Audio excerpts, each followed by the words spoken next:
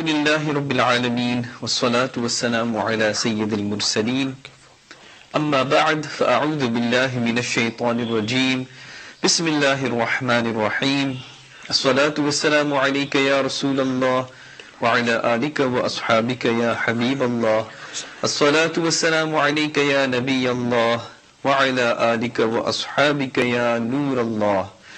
Dear viewers and listeners of Madani channel, welcome back to another beautiful episode on the silsila of the Sahri live transmission. And I'm sure many of you must be engaged in your Sahri meals right now, wherever you are in the world. And continue and stay with us, inshallah azza wa jal, as our topic today is also a very important and a lovely topic for many out there who will be able to gain this opportunity. And this opportunity comes once a year. What topic is that? We will inform you in a moment. Before we get into that, inshallah azza wa jal, do make good intentions.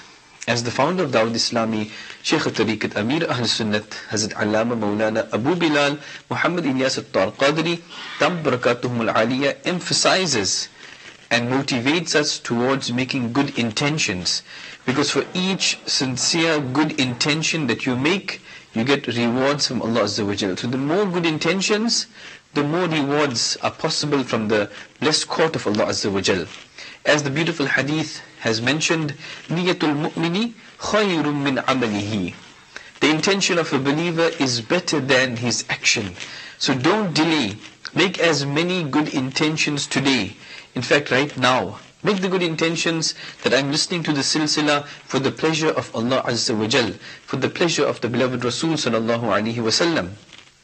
That what I learn, I will try my best to act upon that and to teach others as well. If you can think of any other good intentions, then make it now, inshallah Azza wa Jal, to gain maximum rewards. Alhamdulillah Azza wa Jal, there are so many benefits and blessings of reciting Durood Pak, salawat, or salutations upon the cream of creation, the owner of Jannah, the knower of the unseen, our beloved master, Rasulullah sallallahu alaihi wasallam. There is a beautiful hadith which is mentioned in Majma'uz Zawaid that Sayyidina Abu Darda radiyallahu ta'ala anhu has narrated that the Prophet of Mercy, the intercessor of the Ummah, the owner of Jannah sallallahu alaihi wasallam has stated, من صلى علي حين يصبح عشرا وحين يمسي عشرا أدركته شفاعتي يوم القيامة. Allahu Akbar. This means that whoever recites durood or salat upon me 10 times in the morning and 10 times in the evening shall gain my intercession on the day of judgment. Subhanallah. صلوا على الحبيب صلى الله تعال على محمد صلى الله عليه وسلم. And which believer does not desire and hope for the shafa'ah and the intercession of the beloved Rasul sallallahu alaihi wasallam on the day of judgment? That's when we will truly need the assistance, the help and the attention of the beloved Master sallallahu alaihi wasallam, especially on Yawm al-Qiyamah, on the day of judgment. So he has an ingredient to achieve that, inshallah azza wa jal. And 10 times in the morning, 10 times in the evening is a very little number. But look at the rewards for this. So continue, inshallah azza wa jal, in abundant recitation of Durood Pak and salawat. Indeed, what can we say about the blessings of Ramadan? Already half the month has passed us by.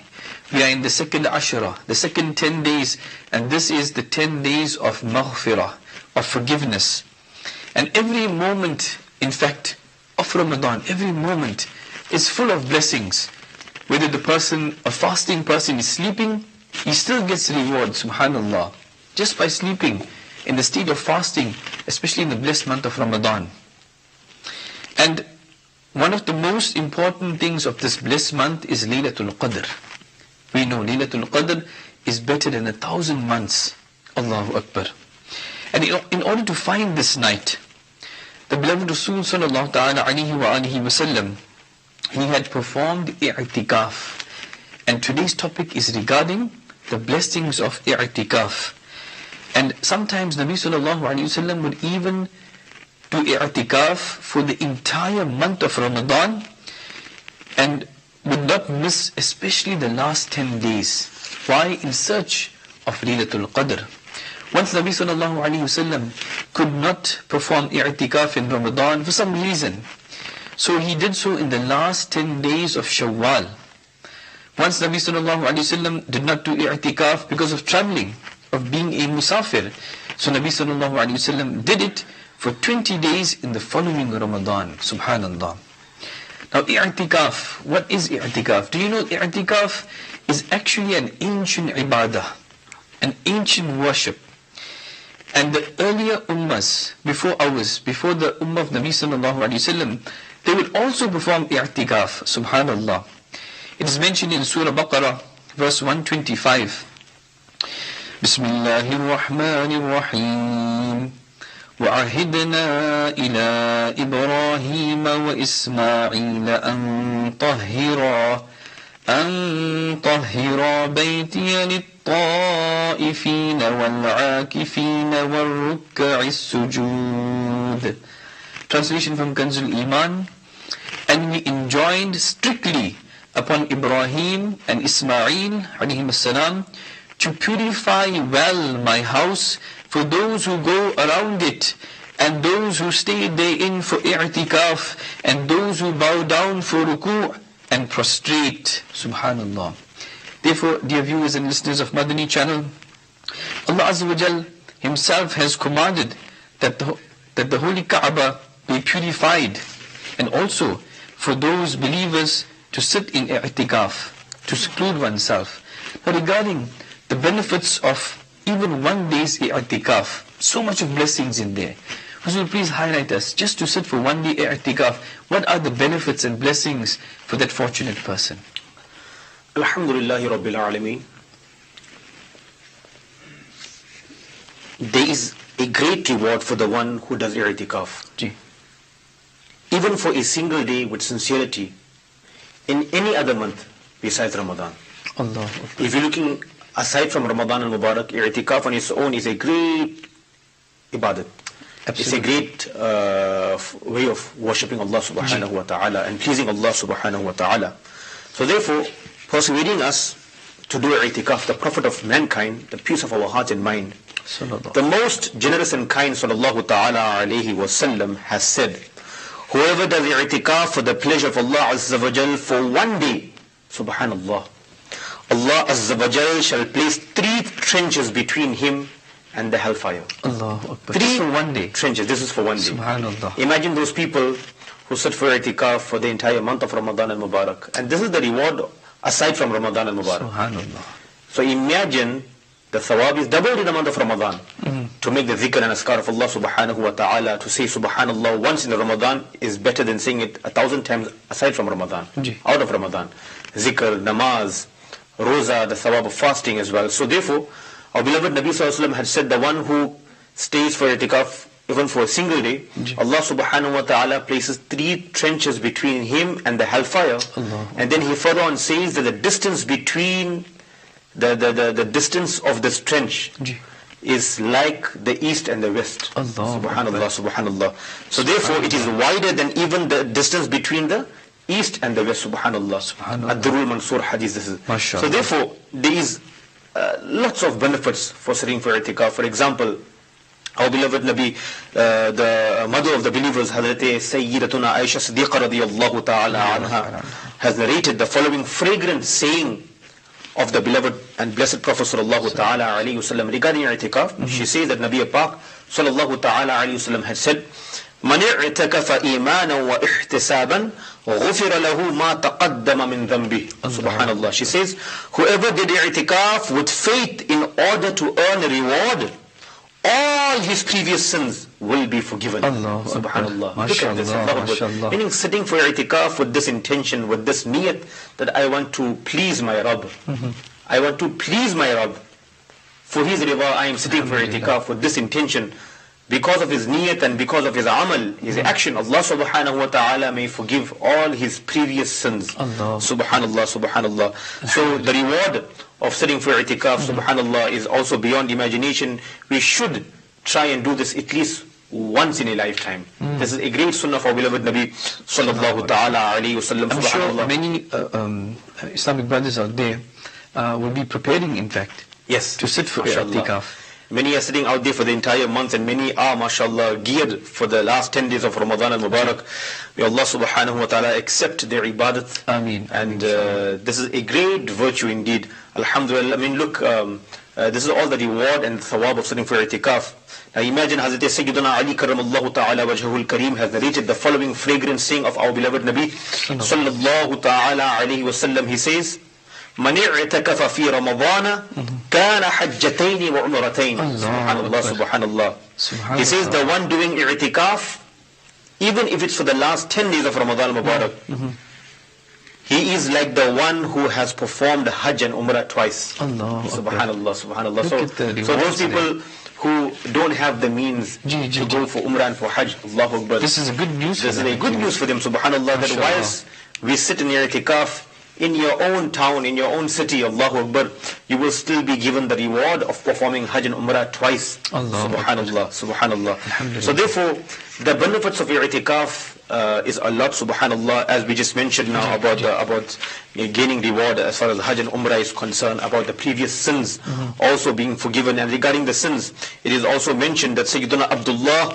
Ibn Abbas radiyallahu ta'ala anhuma has narrated the following saying of our beloved Nabi sallallahu ta'ala alayhi wasallam in Sunan Ibn Majah. He says, هُوَ يَعْكِفُ الذُّنُوبَ يُجْرَى لَهُ مِنَ الْحَسَنَاتِ كَعَامِلِ الْحَسَنَاتِ كُلِّهَا. Allahu Akbar. He says, a mu'takif remains safe from sins. He remains safe from sins for this reason that he is in the masjid. And to keep the respect of the masjid, he would try and not do things that he would do out of the masjid. So therefore, it is mentioned that in a narration that the best places on the face of this earth are the masajid, and the worst places are the bazaars, the marketplaces. Indeed. So he's sitting in the house of Allah in the best of all places, and in i'tikaf, subhanallah. So and automatically the one who has love, as you have just mentioned now, the one who has love for the masjid, automatically his heart is then softened when he enters the masjid. Subhanallah. Angels are there, and there's always the environment of worshipping, of making tilawat and recitation of the Holy Quran, and making extra nawafil, reading namaz, and then you will get 5 times salah with takbir ula, with jama'at, subhanallah. So therefore it is mentioned, huwa ya'kifu dhunuba yujra lahu.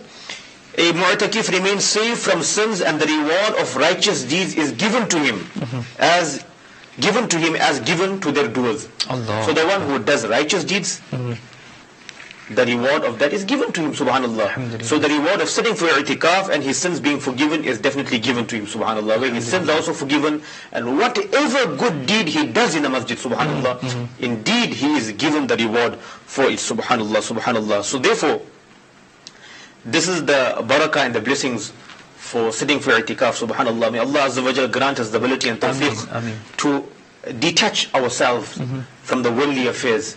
May we also make this intention, inshallah. If you haven't did it before, dear viewers of Madani channel, then today is the time.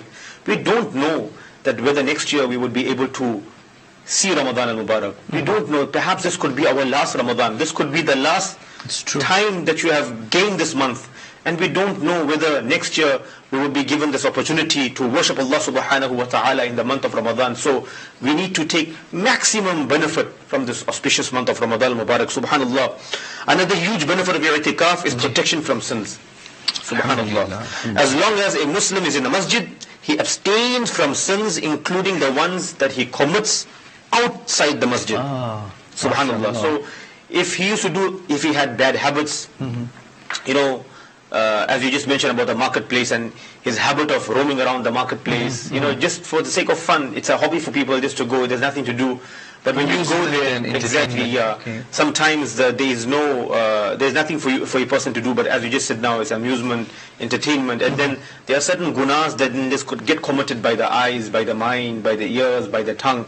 So a mu'takif remains safe from such gunas, which he used to do out of i'tikaf. It is a special mercy of Allah subhanahu wa ta'ala that a mu'takif will gain the reward of even such righteous deeds he used to do outside the masjid.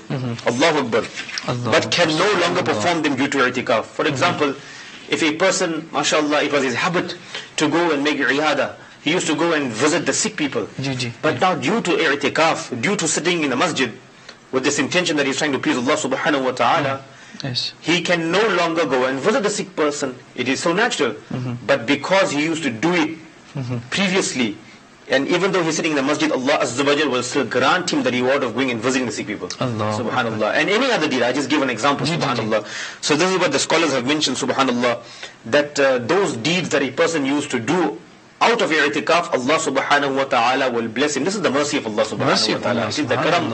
It is indeed the mercy of Allah subhanahu wa ta'ala and the divine blessings of our beloved Nabi sallallahu ta'ala alayhi wa sallam. Sayyiduna Hasan Basri alayhi rahmatul qawi has narrated, a mu'takif is granted the reward of performing Hajj every day. Every day, subhanallah. We read one narration regarding 2 Hajj and 2 Umrah, subhanallah. So we should haste towards these good deeds, subhanallah. Imagine how lucky are those people who are sitting for i'tikaf in the beautiful city of Madinatul Munawwara, in the masjid of our beloved Nabi sallallahu ta'ala alayhi wasallam, subhanallah. How lucky are those people who are sitting in Makkatul Mukarramah and Madinatul Munawwara for i'tikaf this year. So if we cannot go there for whatever reason, inshallah, but we can make this intention today that inshallah in our nearest masjid, in the Jami' masjid of your area, inshallah, where 5 times namaz takes place, inshallah, with this intention, we also should go and attend and sit for at least 10 days sunnah i'tikaf, inshallah, and you will definitely be rewarded, inshallah. Ameen, inshallah.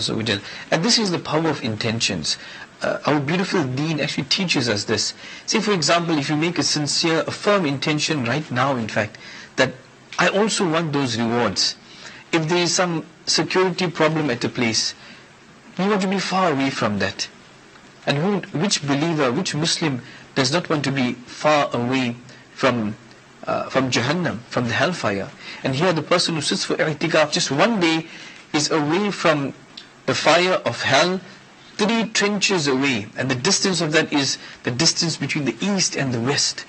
So don't we want this reward? Don't we want the reward of performing 2 Hajj and 2 Umrah, or a Hajj every day or Umrah every day? Subhanallah Azza wa Jal. Therefore, dear viewers and listeners of Madani channel, we should hasten, as Tabrez Sahib had mentioned, this is one greed which is good for us. Greed for the dunya is bad, because we get attached to the dunya and we forget our reality, our purpose, which is to worship Allah Azza wa Jal, which is to prepare for the grave and the hereafter. But greed for good deeds is encouraged, alhamdulillah Azza wa Jal.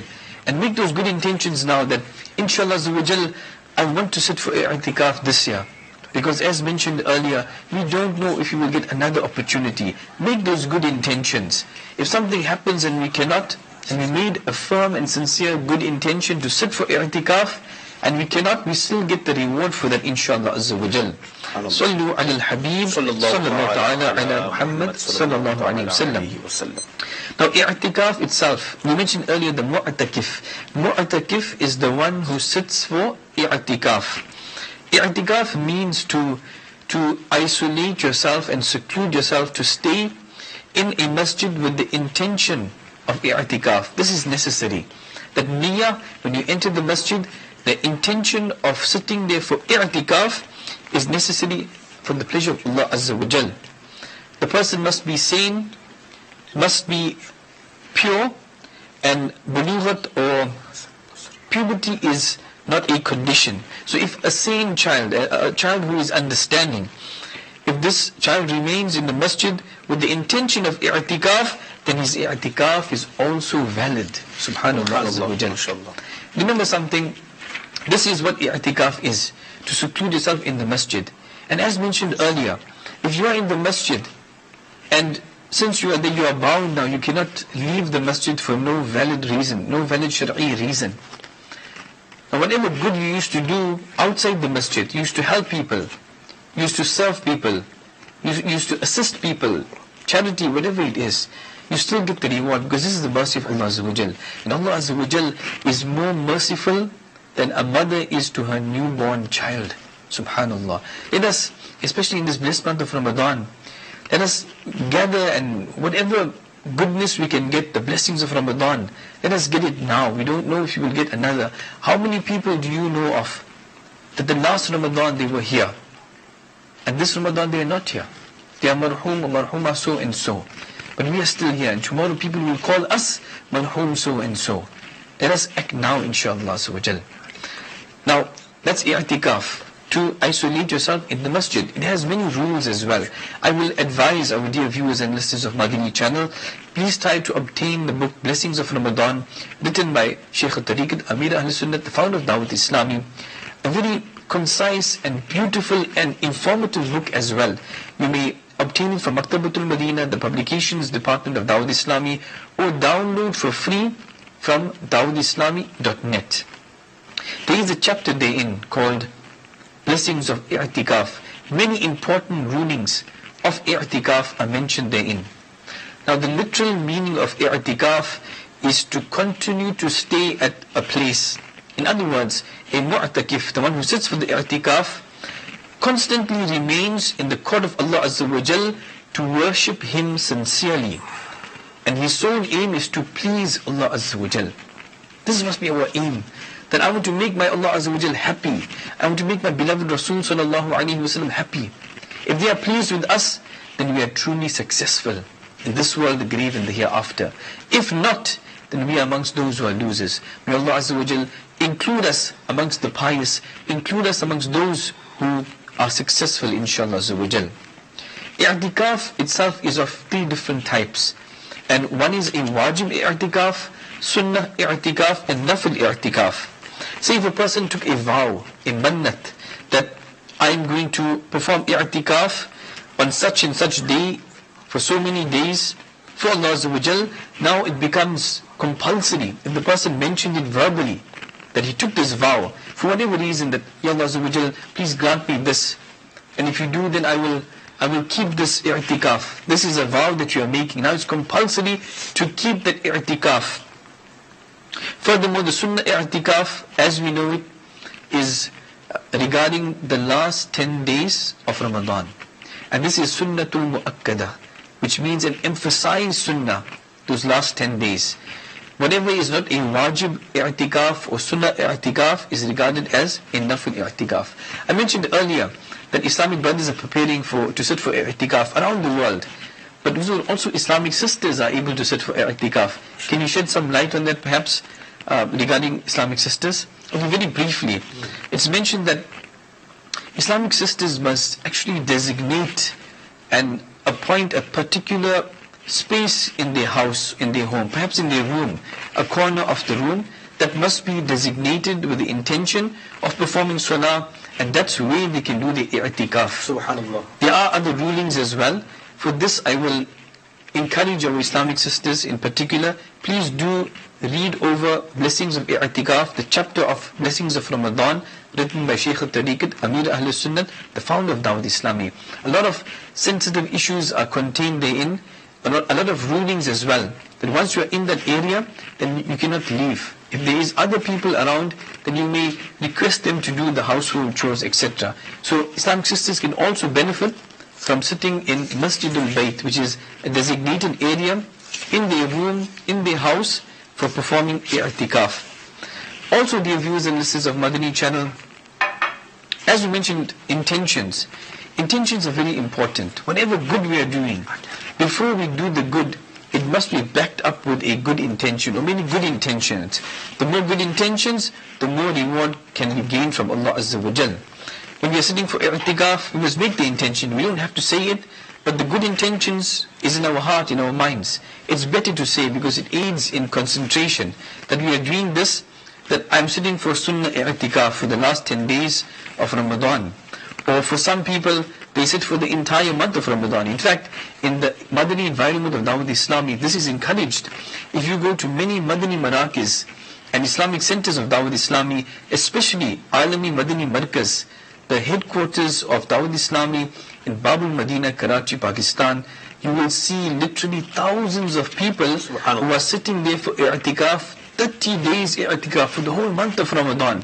Subhanallah Azza wa Jal. It's an amazing sight actually, that so many Ashikani Rasul are sitting for i'tikaf. If you make intentions that I will respect the masjid, I will have better manners when I'm in the masjid, I will fulfill the rights of the masjid, I will eat less, I will talk less, I will sleep less. Like this, Amir Ahl-Sunnat has included approximately 41 good intentions for collective i'tikaf. This is contained in the blessings of i'tikaf. Inshallah, so we'll do read upon that. Huzur, regarding, we mentioned that to respect the masjid. Can you highlight on the importance and on respecting and having good manners whilst in the masjid for i'tikaf? Indeed, as we mentioned, that sitting for i'tikaf on its own is such a great virtue, and then making a dhikr azkar. Actually, the place where i'tikaf is done, like the masjid, the house of Allah subhanahu wa ta'ala, the place of worship, that place on its own has its own respect. Absolutely. And the adab and the respect of that is very important for a mu'takif to observe and to obey the rules and regulations pertaining to the house of Allah subhanahu wa ta'ala. It's so obvious that when a person goes to his friend's house, his family member's house, relative's house, like how we teach the children that don't make noise, don't run around, don't break this, don't break that. You try to basically keep the respect and the adab to show that I'm humble, my family is good, etc., etc. Likewise, when a person goes to the house of Allah subhanahu wa ta'ala, then you imagine that what kind of respect one should observe. What kind of utmost respect the house of Allah subhanahu wa ta'ala, because that's a place of worship, ibadat, subhanallah. Regarding this, let's listen to some sayings of our beloved Nabi sallallahu ta'ala alayhi wasallam, because this is a very important aspect regarding i'tikaf. A lot of people, mashallah, we make this intention for going for i'tikaf, but knowingly, unknowingly, intentionally, unintentionally, these sins are done. Allahu Akbar. And then you went to earn thawab, but in return we are earning guna. So we should basically study these ahadith and these Madani pearls regarding this. It's very important for one to study them before he goes and sets out on such a good, mashallah, activity. So therefore, Hazrat Sayyiduna Hasan Basri, alayhi rahmatullahi al-Qawi, has narrated that the Prophet of Rahmah, the intercessor of the Ummah, the owner of Jannah sallallahu ta'ala alayhi wasallam, had said, يَأْتِي عَلَى النَّاسِ زَمَانٌ يَكُونُ حَدِيثُهُم فِي مَسَاجِدِهِمْ فِي أَمْرِ دُنْيَاهُمْ فَلَا تُجَالِسُوهُمْ فَلَيْسَ لِلَّهِ فِيهِمْ حَاجَةٌ. Allah, he says, upon people, a time will come when they will talk about worldly matters in the masjid. Allah. In the masajid, they will talk about business, they will talk about currency, they will talk about family related issues, they will talk about what is good to do, what is not good to do, about the worldly matters. So is this not allowed? This is not allowed in the masajid. Allahu Akbar. Because why? Our beloved Nabi Sallallahu Alaihi Wasallam says, do not sit with them, for they have nothing to do with Allah Azza wa Jalla. Allahu Akbar. It's a serious matter, actually. Serious matter. I mean, Nabi Pak Sallallahu Ta'ala Alayhi Wasallam is instructing his Sahaba that don't interact with such people. Don't talk to them. Don't join their company, because why? They have nothing to do with Allah subhanahu wa ta'ala. Meaning, he went to gain the pleasure of Allah subhanahu wa ta'ala. He went to make Allah subhanahu wa ta'ala happy by making ibadat, by seeking forgiveness from Allah Azza wa Jalla. But in return, what is happening? Nabi Pak says, don't have anything to do with such people, because why? They have nothing to do with Allah subhanahu wa ta'ala.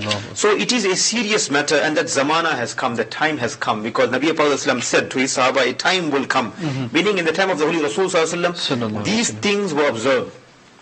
Nabi Pak taught his Sahaba ikram, mashallah, the respect and the adab of the house of Allah subhanahu wa ta'ala, and it's passed on to us via ahadith. Absolutely. And the time has come now when we all see it. Is a general topic that when you go in the wuzu khana, you see whilst making wudu, conversations are happening, unnecessary talks are happening, and loudly, aside from making salam and then how's the family, how's the children, when you're going to come to my house, haven't seen you for a long time. These are general conversations. Happens in most of the areas, most of the places when you go to and you're making wudu, you would notice these kind of conversations. Allah. You mentioned unnecessary talks. What about talks which are mubah and which are allowed to talk in the masjid? What's the rule? Regarding mubah speech, as you just mentioned now, Sayyiduna Mullah Ali Qari, Alihi rahmatullahi al-Bari, has narrated with the reference of a great book.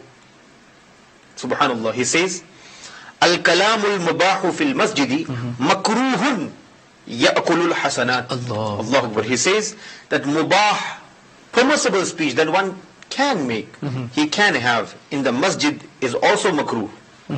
Meaning makruh tahrimi. Allahu Akbar.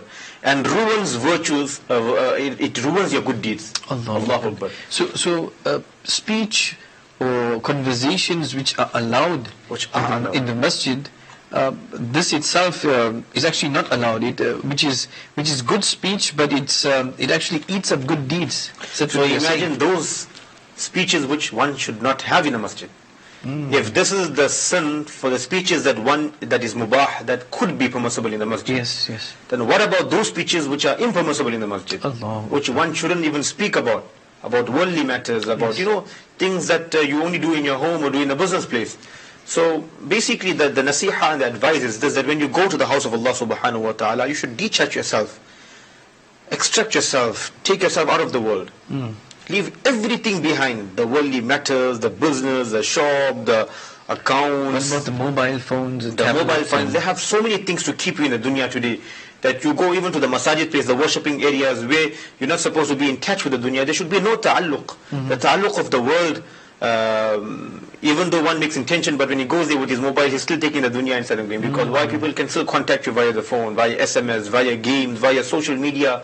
So you're in the house of Allah subhanahu wa ta'ala, but that phone, that mobile is... It is distracting actually, because the time, your purpose of sitting for i'tikaf is that you purify yourself, your mind, you empty it of the dunya, and you focus on the pleasure of Allah Azza wa Jal, on extra ibadah, on making tawbah to Allah Azza wa Jal, on making dua. Now if we're spending that time on our normal social media chats, then what will happen actually? That instead of gaining rewards, we can actually gain. What if we look at bad pictures in the masjid on our phones, etc.? This happens, as you're saying, mashallah. What happens is that whilst you sit in a group of people and then talking about impermissible things, and look at the gunas that lead to other sins. One sin leads to another sin. Number one, talking about worldly matters in a masjid. And then whilst talking, maybe perhaps somebody laughed in the house of Allah subhanahu wa ta'ala with sound. Is this with his voice allowed to do so? So regarding this as well, Hazrat Sayyiduna Anas bin Malik radiyallahu ta'ala anhu narrated that our beloved Nabi sallallahu ta'ala alayhi wasallam has said, "Ad-dhahku fil masjidi dhulmatun fil qabri." Allahu Akbar. He says, laughing in the masjid causes darkness in the qabr. Allah. Causes darkness in the grave, the world's most loneliest, the world's most darkest, the world's most horrifying home is the grave. And then when we don't know what's going to happen to us in the qabr, what happens that a person laughs in the house of Allah subhanahu wa ta'ala, knowing these ahadith or not knowing it. This is the time where we should learn the respect of the house of Allah subhanahu wa ta'ala, because our beloved Nabi sallallahu alayhi wa sallam said that laugh would sound, it's from shaitan. And then laughing in the house of Allah subhanahu wa ta'ala is such a big sin that it causes darkness in the grave. Allahu Akbar. So how much of caution we should take? How careful we should be in the house of Allah subhanahu wa ta'ala. So, when we are standing in front of a judge or maybe the security people, we are a little bit extra cautious that we don't say anything wrong or do anything wrong. Now here, if we are in the masjid, the house of Allah Azza wa Jal, and if we are not taking precautions, what will happen to us, dear viewers and listeners of Madani channel? Just look at that. It seems like an insignificant thing. Exactly. To laugh in the masjid. But look at the consequences. How can we bear that? Really serious. There will not be any nur or light for us in the qabr if we are just talking anyhow in the masjid, and we are just laughing and we're not worrying.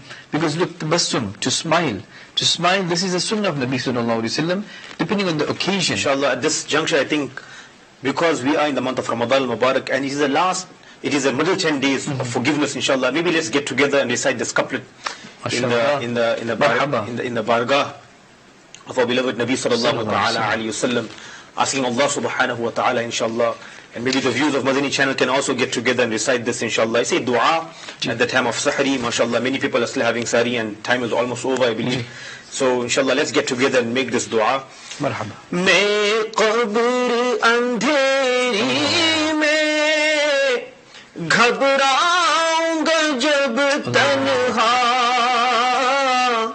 imdad meri karne aa jana mere aaqa. Main qabr andheri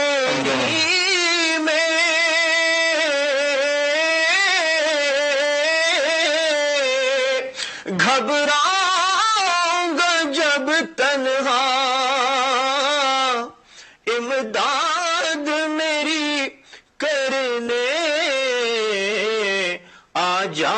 کرنا میرے آقا روشن میری تربت کو اے نور خدا کرنا جب وقت نزائے دیدار عطا کرنا جب وقت نزا آئے دیدار عطا کرنا صلوا علی الحبیب صلی اللہ تعالی علی محمد صلی اللہ علیہ وسلم.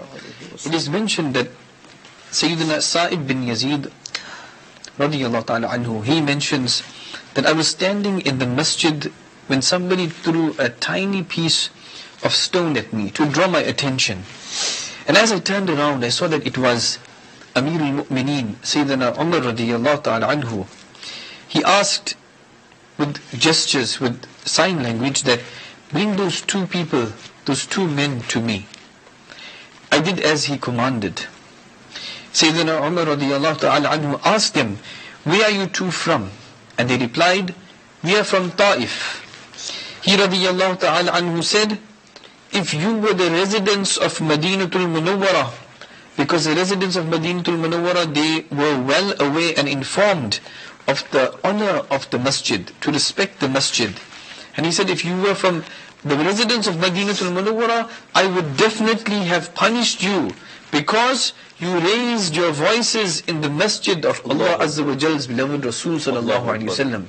What a serious matter this is. It is indeed. And what a great lesson for us to learn from this blessed hadith that you have mentioned, subhanallah, incident.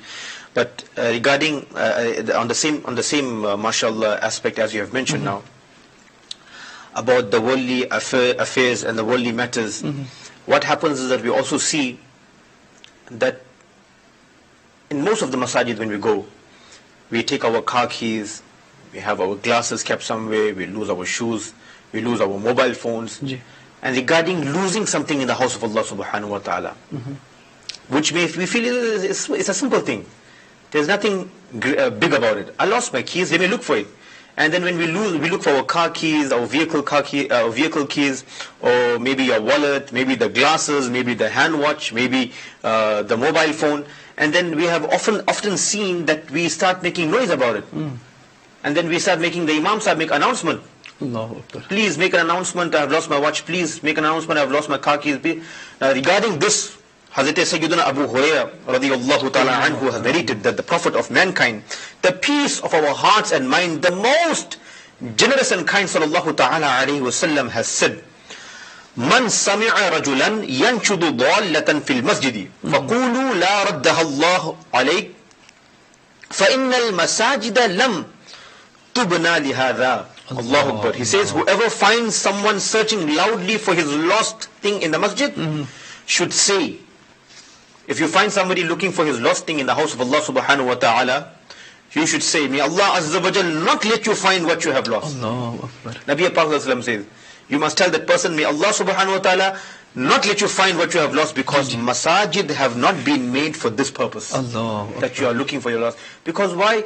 It's for this reason that when you lose something in the house of Allah subhanahu wa ta'ala, it distracts others from ibadat.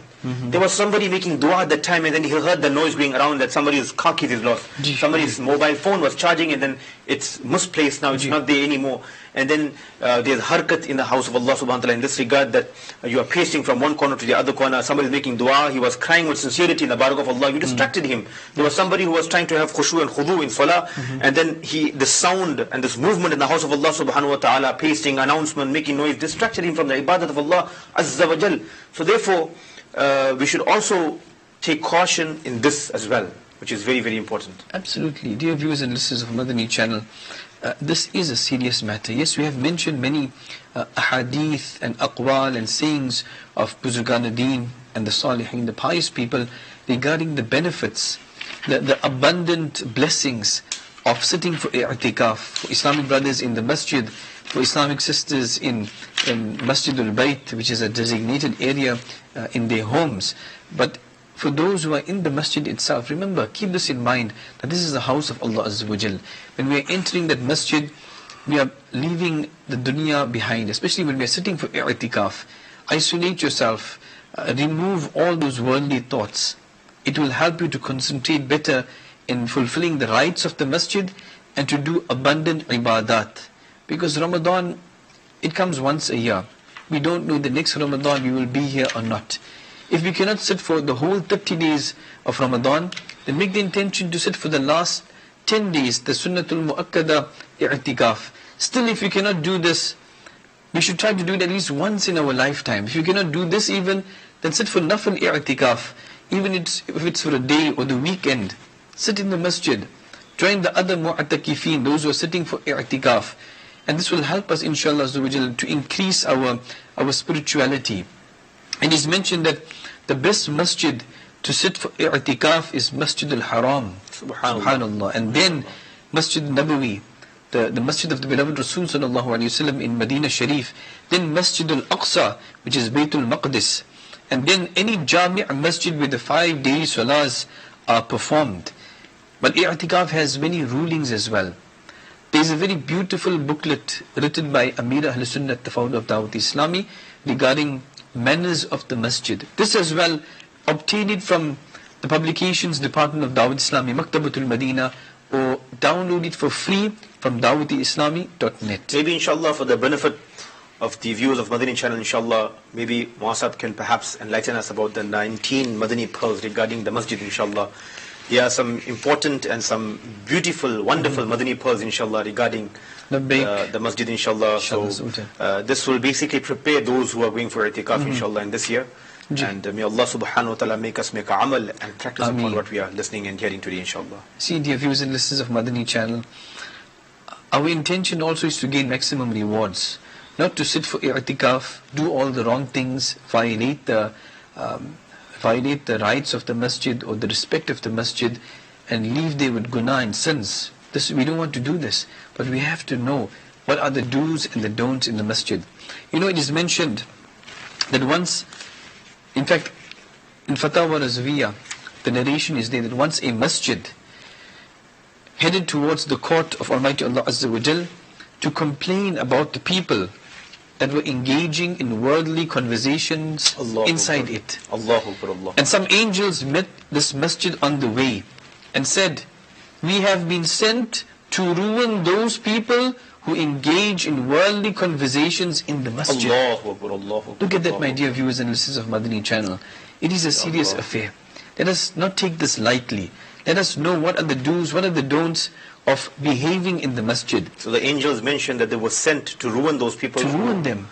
Who do this in the house of Allah. I mean, we are there in the masjid, and if we are violating the respect and the honor of the masjid, this will be the end result for that person. In fact, any good deed, if we are doing it with the wrong intentions, for example, if we are giving sadaqah, charity, donations, but what is our intention? Always check your intention.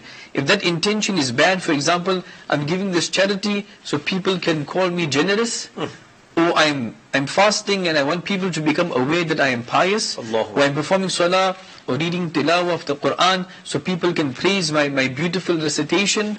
These are all bad intentions of riyaqari, of showing off, of ostentation, of pride. Then we will actually get adhab and punishment for doing those good acts. Why? Because the intention was filthy, was wrong. In fact, on the Day of Judgment, a narration mentions people will be sent by Allah Azza wa Jal and told that you did these good things for others, for creation, for people. So go to them and seek your rewards. And how can they reward us? Only Allah Azza wa Jal will grant us rewards, inshallah Azza wa Jal, to the blessings of the beloved Rasul sallallahu alayhi wa sallam. It's also mentioned another very important factor, that the people who backbite and talk in the masjid, the angels actually complain about them to Allah Azza wa Jal because of the foul and the stinking smell that emanates. And you know, ghibat, backbiting is strictly haram, and even worse than zina. Amir al-Sunnah has written a book on this. Perhaps you can highlight on the destructions of backbiting. What is this book all about?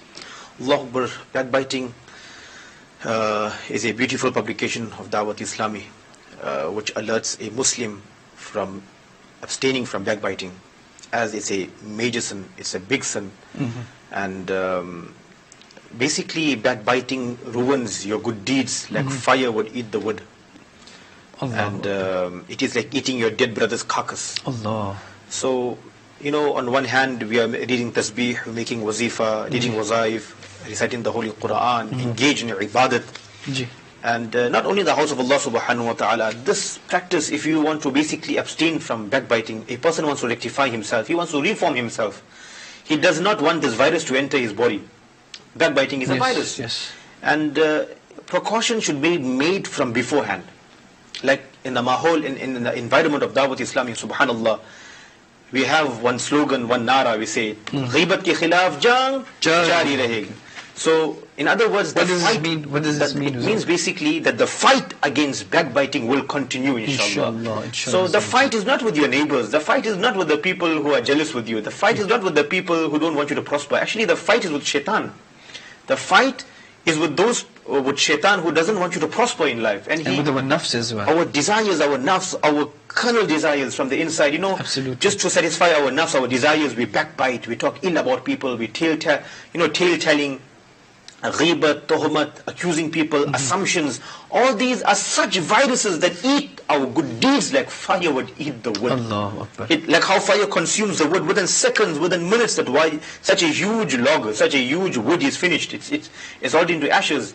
Likewise, all the good deeds that you have earned, maybe 1 hour, 2 hours, we have sat and recited the Holy Quran, but then we also sat 1 hour making ghibat about people. Allah. Then how do you receive the reward of the good that you have did? Because now the bad deed has come and overpowered the good deeds that we have did. So one is that you backbite out of the masjid. That's a sin.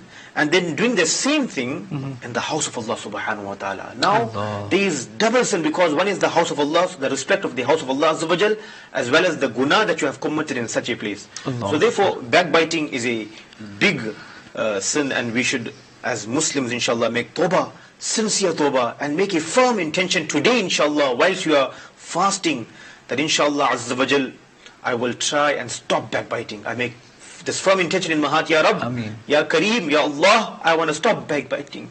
Please assist me in this, Ya Allah. And whenever somebody will backbite about somebody, you immediately close your ears.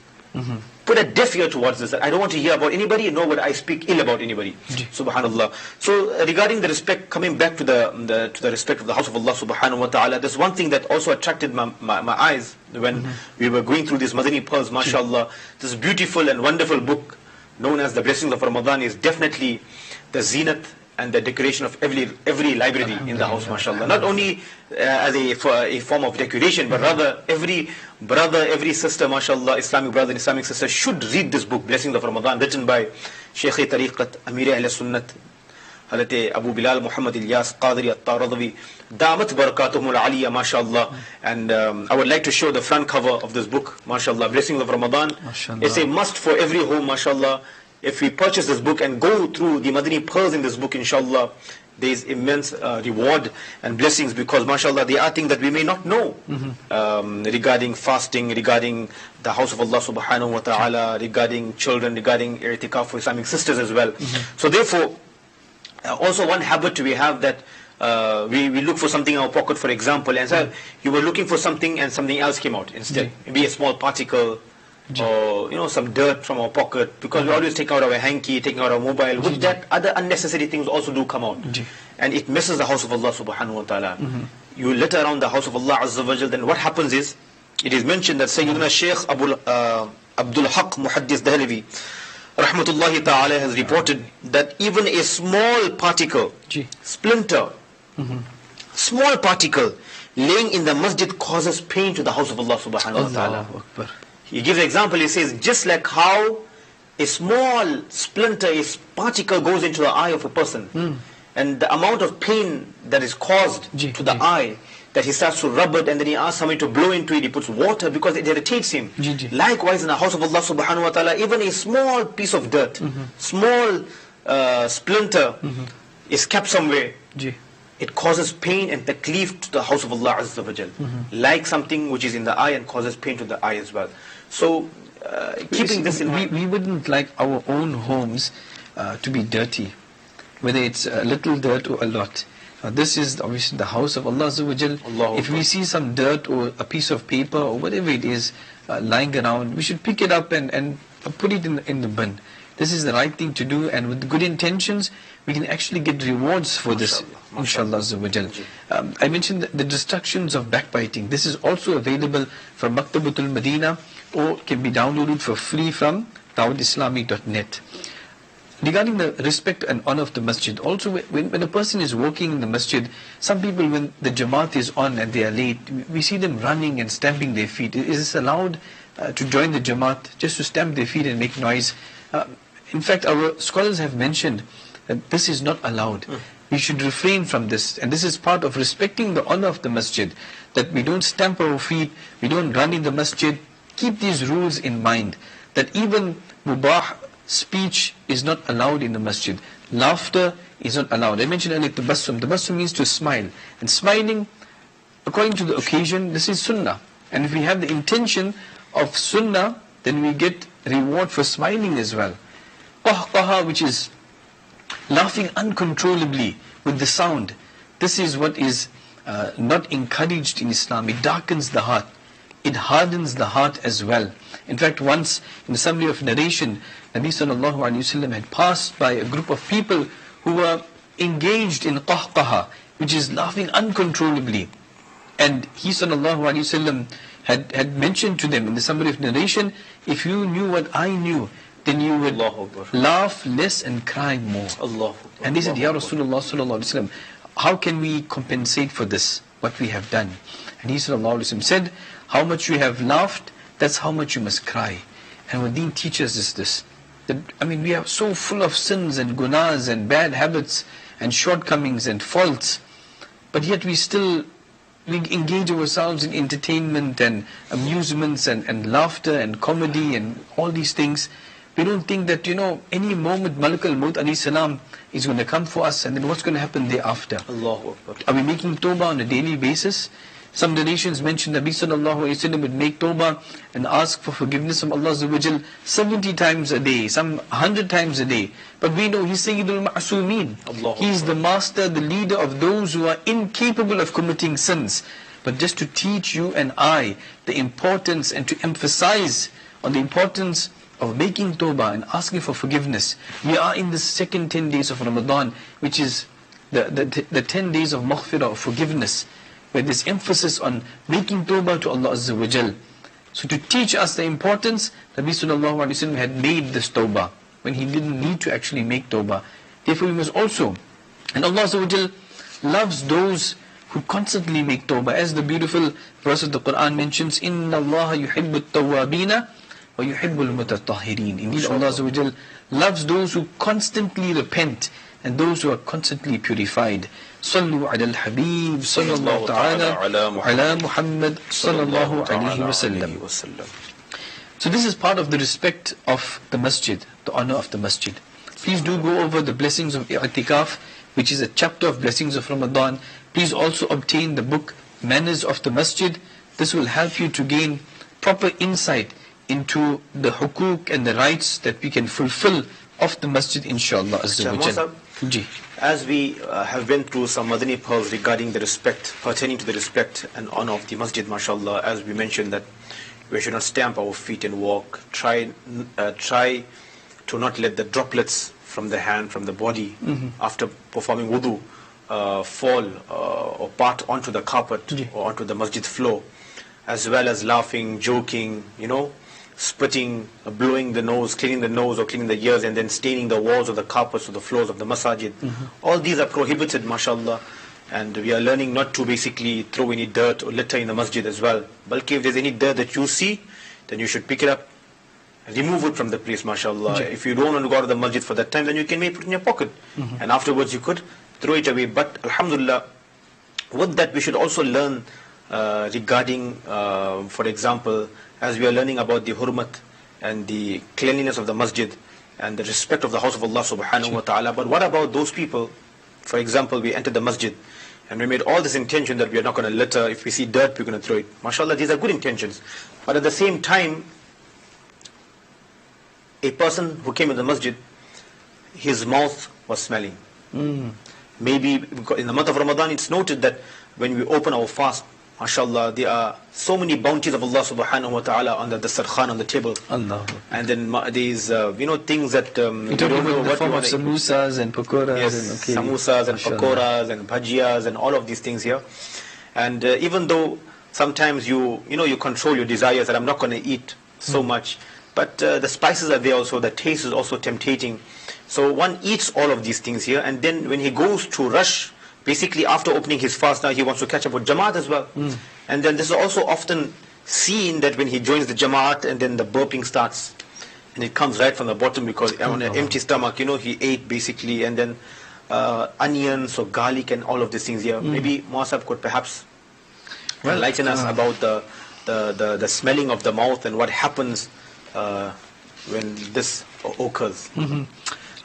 Actually, the thing is, our deen teaches us that if we have things which emanate a bad smell, for example, raw onions, if a person eats, or raw garlic, etc., if this is eaten or anything like this, even for those who smoke cigarettes, anything which gives a bad smell that emanates from the mouth, that person is not allowed to actually enter the masjid. Allah, because it's also mentioned that to basically stand next to a musalli and then burp causes distress to his salah, to him. And to do this, it is haram, as you have just mentioned now. Not just musallis, but even the malaika. The angels are very sensitive to this, to smell. And if we are offending them, then this is not something which is beneficial for us, to offend other musallis and Muslims who are in the masjid with offensive smell. So if there's any offensive smell, some people, they have halitosis, which is it is a sickness, but they have a natural bad breath. And this obviously, there are many cures, medicines are available for this, but there is a very beautiful spiritual cure that Shaykh al-Tariqat Amir al-Sunnat has included in the blessings of I'tikaf, chapter of blessings of Ramadan. Please teach if I may, this inshallah, so to share with ourselves. Let us try to memorize this. And especially if a person has bad breath, then try to memorize this, try to practice upon this, inshallah, with good intentions, with taking whatever medicines are available in the market, and in conjunction with that, read this wazifa, this dua as well. It's actually a form of durood pak. Subhanallah, durood pak is fragrant, and we have a hope that it will make our mouths fragrant as well, especially those who are suffering from this kind of disease. Now, the following durood pak must be recited 11 times in a single breath, which means some practice is needed. For some people, they can't hold their breath for too long, but in the beginning it may be difficult. If we continue and we are persistent and with good intentions, inshallah we'll be able to do it. The durood pak is, or the wazifa is, Allahumma salli wa sallim ala nabiyyi tahir. Allahumma salli wa sallim ala nabiyyi tahir. Allahumma salli wa sallim ala nabiyyi tahir. This you can find also in the blessings of I'tikaf, the chapter of blessings of Ramadan. This durood pak, this wazifa is there. So how many times this should be? 11 times. 11 times in one breath. So one should inhale a breath, store it in his lungs, for example, and then inshallah he should recite it 11 times. 11 times, ji. And then after that he can then exhale, of course. Okay, right. And in fact, a better method of reciting it in a single breath is to first inhale, take a deep breath in from the nostrils, but slowly, and store as much air as you possibly can, oxygen in your lungs as you can, and now start reciting this durood, the salat ala nabi. By practicing it a few times, inshallah, you will ultimately succeed in reciting it 11 times in one breath. Then inhaling air through the nose in the same method and holding a deep breath for as long as you possibly can, and then exhaling it, obviously.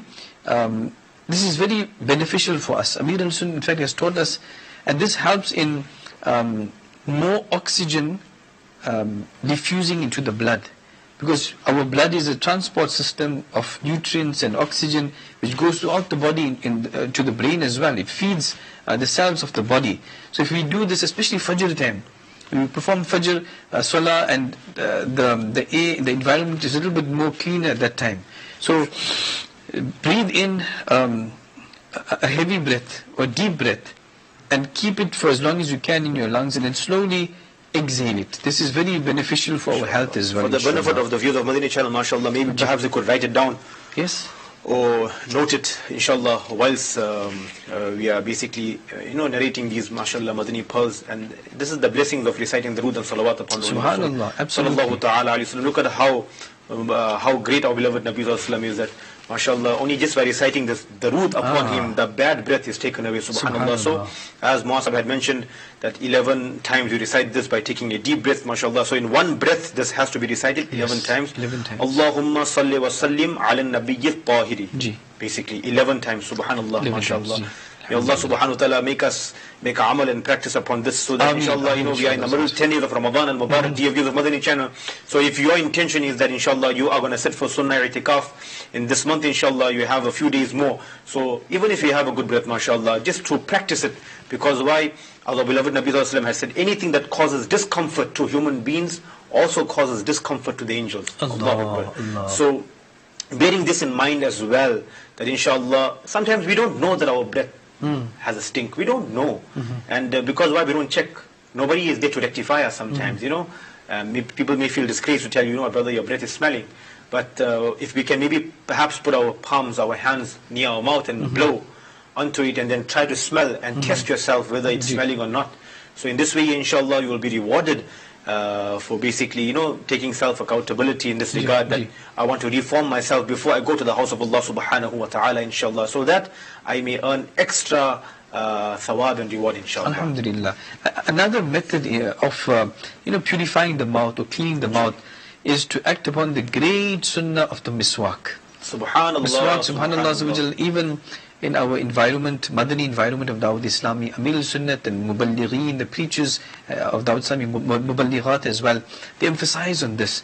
So many Muslims, they don't know about the benefits of using the blessed miswak. That if you imagine you are cleaning your teeth with the miswak, with the intention that this is sunnah, just for doing that action you are getting reward for this. Subhanallah. For cleaning your teeth, because you made the good intention. Also, we should pick our teeth, with these toothpicks that you get. Yes. Because there are food particles which are stuck in between the teeth. And if we use a toothpick and we clean or a piece of cotton or something, we will see those food particles coming out. And this stays in there, whatever is stuck in between the teeth, what happens is they start to decompose or to get rotten. And this also adds to the bad breath.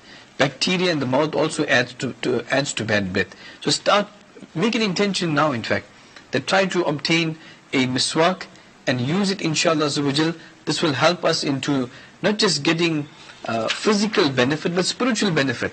Because our deen, it shows us, it teaches us, whatever actions are there, there is spiritual benefit and physical benefit is also contained in it.